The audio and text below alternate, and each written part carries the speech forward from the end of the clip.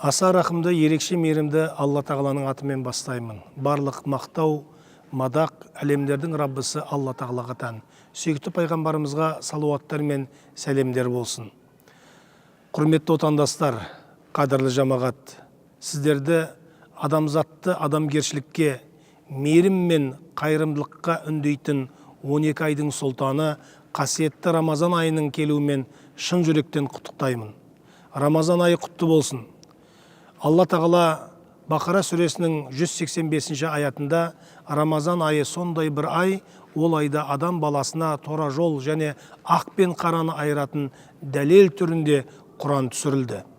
Сендерден кім Рамазан айында болса, ораза ұстасын деп, оразаның қадір мен қасиетін айрықша атаған.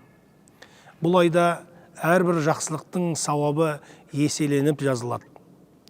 Пайғамбарымыз оған Алланың салауаты менен сәлем болсын.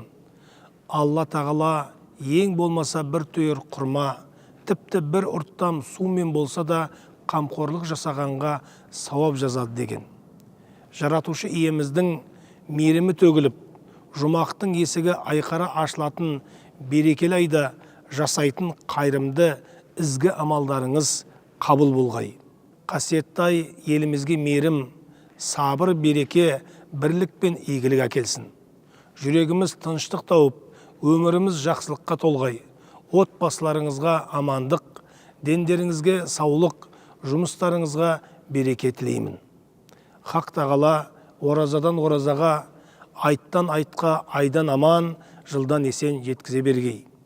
Еңселі еліміздің болашағы жарқын, тәуелсіздігіміз баянды болсын. Әмин.